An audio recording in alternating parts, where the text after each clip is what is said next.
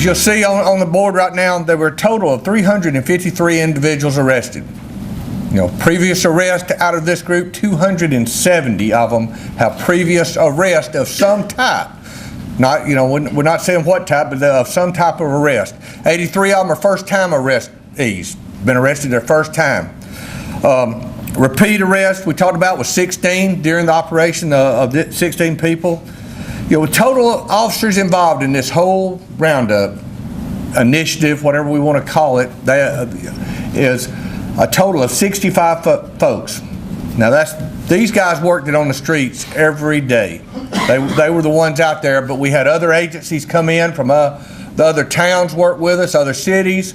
We had the correction officers, the ones that are behind the scene that nobody saw, that really ended up getting hammered every day. We want to recognize them and all. That took that many officers to make this go over. A little bit about the different demographics of the arrest: 153 white males, 105 black males, 58 white females, 21 Hispanic males, 15 black females, and 1 Asian male. So that's where we were with our numbers there. Now they talked about there's 25 on community corrections, 25 on probation, 4 on court referral. 22 were processed through the ICE Immigration 287G program. There were several detained, but 22 actual people were processed through that during this, with our partnership in the jail with ICE. 183 arrested for drug charges, 84 for traffic offenses, 16 arrested for public intoxication, 13 for burglary or theft, and 2 on the parental violation, which were warrants for folks that wasn't sending their kids to school. Other results: 540 felony and misdemeanor warrants issued by the clerk's office. These are their numbers, and I think Jody addressed this a little more to me. I think he says they're a little different, so I'll let him handle that. But they're saying they had a 50% increase over the felony warrants and misdemeanor warrants issued this time last year.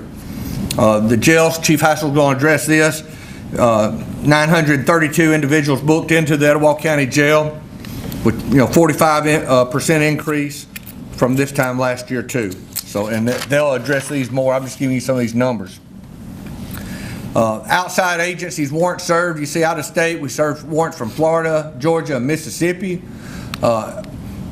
Agencies, within Alabama, you can look here and see Guntersville, Argo, Albertville, Oxford, Southside, Boaz, Attala, Rainbow City, Asheville, Sardis. Then sheriff's offices: St. Clair, DeKalb, Calhoun, Henry, Shelby, Cherokee counties. As we said when we started this, at the first of the month, that we would be arresting a lot of folks.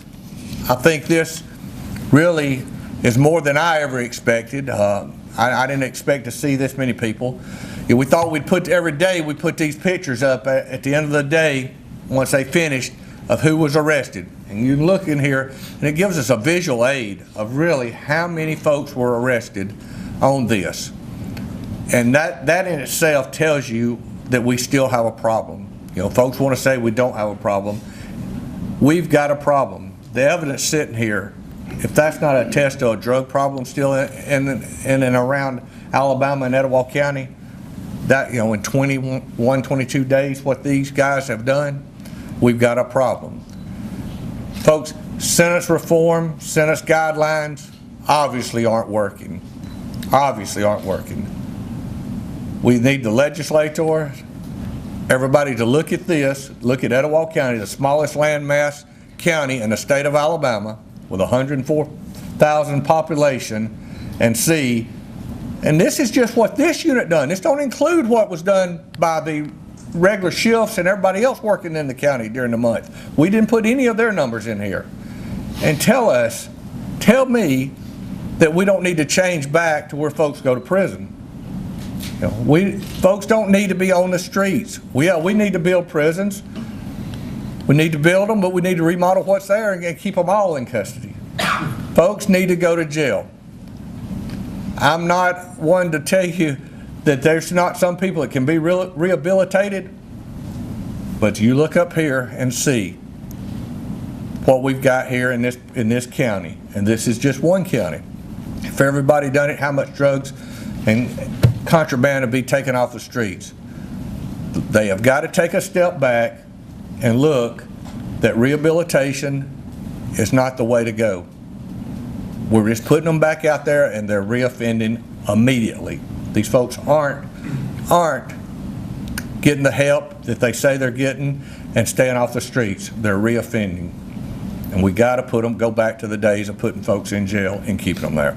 Thank you, Sheriff. I just want to say this is amazing, and it's cooperation from all the people he named. I don't want to start naming them. I might forget some, but they know how to put a program together. The Drug Task Force, the officers from municipalities, the Etowah County Sheriff's, City of Gadsden, and others, FBI, Sam was here. But we're going to keep doing it. It's not going to stop. We've worked out money, all of us have, where it's going to continue on. We're just not going to do it for a month and quit till next year. It's going to continue on. And I agree with Todd about, somebody's going to have to go to jail and stay there a while. I don't know how we're going to do it. And this is a little off the subject, but I want to talk about the bill in Montgomery where you don't have to get a permit from a sheriff to get a gun. So if you go to a football game, you got 500 people there, probably 300, 400 of them be carrying a gun. That's insane, totally insane.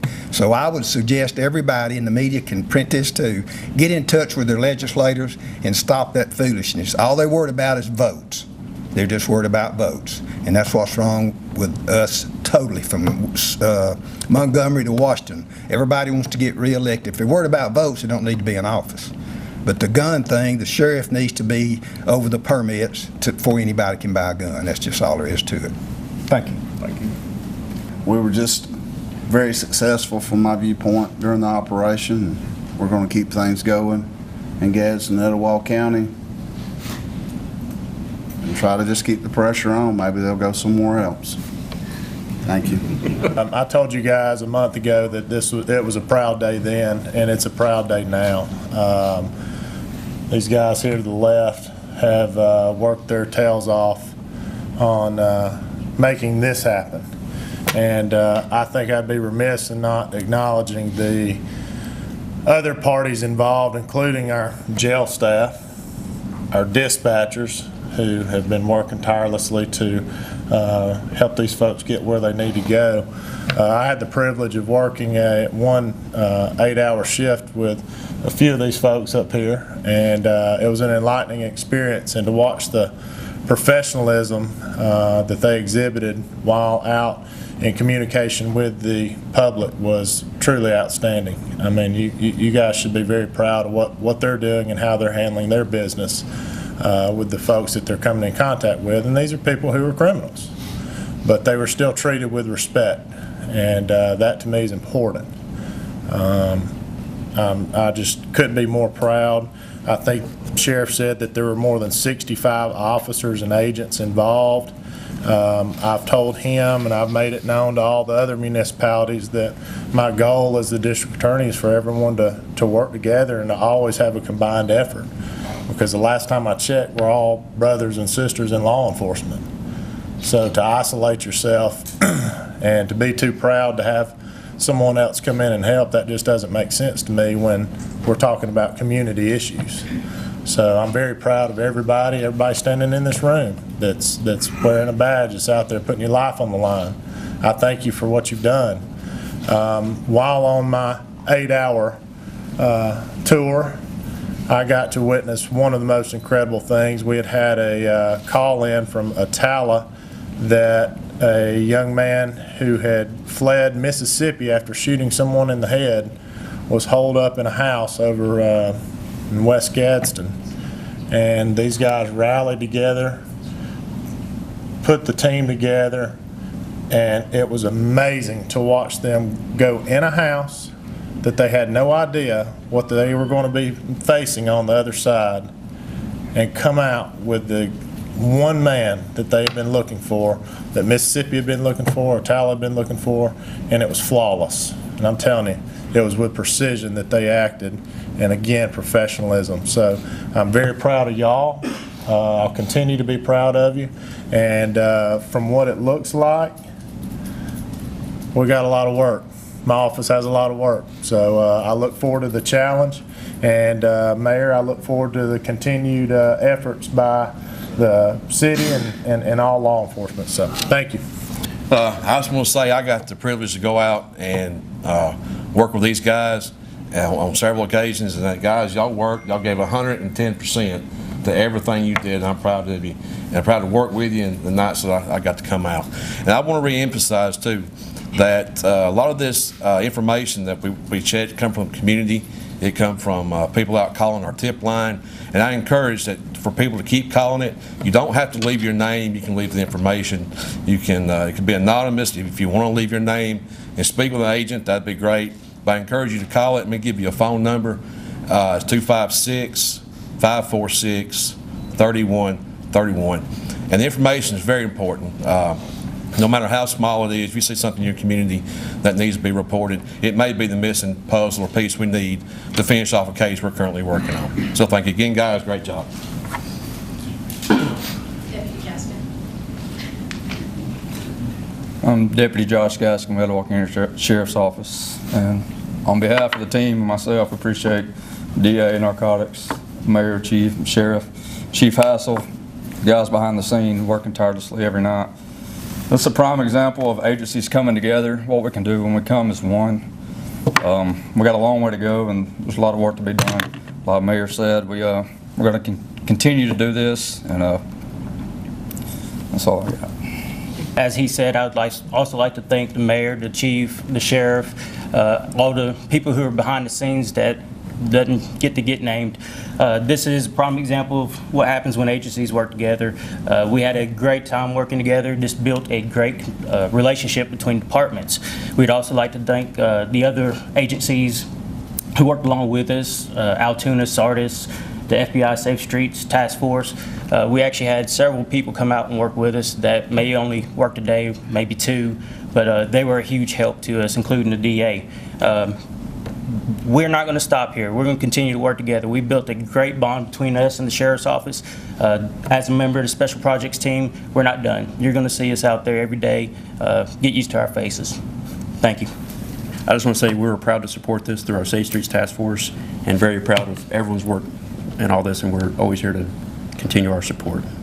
Thank you. Go ahead. This operation covered many parts of the city based off of tips given to us by the community. The tips we receive are important to us. If you have anything that you need to report, please call an non-emergency number at 549-4500. If you have an emergency, call 911.